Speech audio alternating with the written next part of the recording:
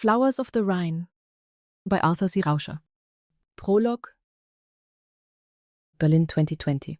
16 librarians and archivists sat in the main reading room of the Staatsbibliothek zu Berlin, each spaced 2 meters apart, careful not to breathe too close to one another. Cloth masks hid all but their eyes. The hairs on Jana's arms bristled as she scanned the room. She could tell she was not the only one feeling uneasy as she watched her colleagues fiddling with their masks. Outside the room, maintenance workers covered computer banks with white sheets and lined up chairs against the walls. Dr. Hoffmann, the head librarian, stood before them. Jana remembered her first day 6 years ago. Dr. Hoffmann had led her through the towering shelves, caressing the leather spines with one hand as she walked. These books, especially the ideas within them, will endure long after we're gone, she'd said. Now more than ever, Jana wished she could find comfort in the lasting power of the written word and the knowledge stored in the books that filled the library. But today, Dr. Hoffmann's shoulders were slumped, and her mask hid any expression that might have reassured her staff. "We don't know how long the closure will last," her voice echoed in the half-empty room. "Could be weeks, could be months, could be longer." The room fell silent. No one knew how to respond. If anyone lacks a laptop or computer at home, IT will provide one. See Martin before you leave. Petra raised her hand from 3 seats away, flowers on her mask, earnest as ever. "What exactly will we be doing at home?"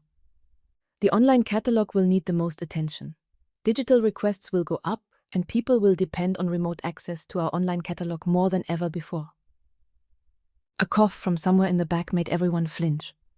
However, her voice grew a bit more hopeful. "This situation presents us with a unique opportunity. The basement archive has too many volumes that haven't been catalogued.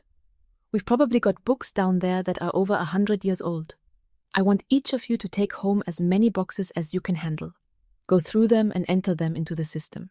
It's time we finally caught up on this backlog." Jana had been asking to work on the basement archive for 2 years. Dr. Hoffmann always responded that they were too busy, too short-staffed, or that it wasn't a priority. Her hand shot up. "Can I request the oldest manuscripts?" Several colleagues turned to look at her. She rarely volunteered for anything. "The pre-1920 collections," she clarified. "If nobody minds?" Dr. Hoffmann nodded. "Sure, take whatever you can carry." Old books excited Jana more than most people did. She loved the faded covers and the smell of old paper. The pages stained by unknown hands. She enjoyed the way Germans wrote in the 19th century and how words had changed meanings or even vanished over time. Sehnsucht meant longing, but also ache and incompleteness. Heimat meant home, but also belonging and the feeling of being understood without words. Each book was a puzzle from another time. She could lose herself in that work for hours, even days, even months. The meeting ended with nervous small talk and half-hearted Auf Wiedersehens. Jana grabbed a rolling cart from the processing room and headed to the basement. She knew the elevator would soon be crowded as everyone hurried to get their boxes before heading home. The elevator opened to rows of shelves holding cardboard boxes and old wooden crates filled with books, most of them marked only with cryptic numbers and faded dates. Jana took her time, checking each box until she found the ones she wanted, those with the oldest books. She loaded 6 onto her cart, stacking them with care. By the time she wheeled back toward the elevator, most of her colleagues were just arriving. She hit the down button for the parking garage and waited. Petra suddenly appeared next to her, pushing her own cart piled high. Her mask had slipped below her nose. Jana shook her head. "It will be a miracle if any of us survive this." The elevator doors opened and they both began to move. "Sorry, you were here first," Petra said, moving her cart to make space. It was a tight fit, and Jana had to stand pressed against the back wall. Petra's cart blocked the doorway. "Well," she said as the elevator lurched downward. "This is it, isn't it? Who knows when we'll see each other again?" Jana murmured something non-committal.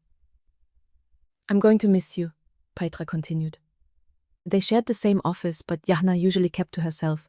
Maybe Petra thought they were closer because she never stopped talking.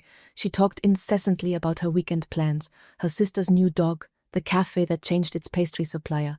Jana had learned to make encouraging grunts while Petra rambled on and on. Maybe Petra confused those grunts for real conversation.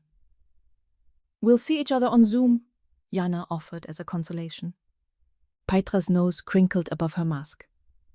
"But that's not the same." "No, it's not," Jana thought, her mask concealing a smile. The elevator chimed and the doors slid open to reveal the parking garage bathed in fluorescent light.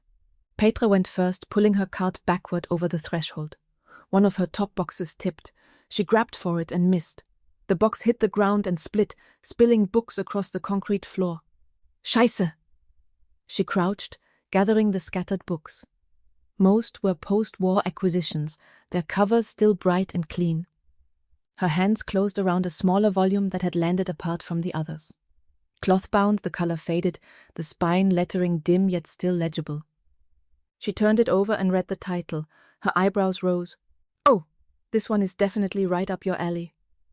Jana glanced at an open box on her cart and gave Petra a slight nod. "Thanks," she said, gently placing the book into the box. Sophie had taken over the kitchen table with blueprints scattered around her. A jar of colored pencils sat nearby. She looked up with a smile as Jana shoved the door open with her hip, carrying the first box against her chest. "Can I help with that?" Sophie asked. "No, but there's 5 more in the car." "Christ." Jana set the box on the floor near the bookshelf and straightened, pushing her glasses back up. "So, are we ready for this much togetherness?" Sophie had only moved in the previous month, so her concern was warranted. Sophie leaned back in her chair, her dark brown hair tied up in a messy knot. She was wearing one of Jana's sweaters, one she had claimed weeks earlier. "I think so. I hope so. We'll need to set some rules, though." Jana considered suggesting a rule about borrowing clothes without asking. "Agreed," Jana said, gesturing at the table. "I see you've already staked out your territory. I can move?" "Don't. I'll set up a desk in the corner by the bookshelf." Sophie stood and crossed the room, crouching down to examine the box. She picked up the small book that lay on top. "This one looks old." She held it up to the window and read aloud. "Der Liebe, Lust und Leid der Frau zur Frau. Love's Joy and Sorrow Between Women by Emilia Knopf." She looked up with a smile. "Sounds promising?" Jana knelt next to her and kissed her softly. "The joy part, yes. We can skip the sorrow."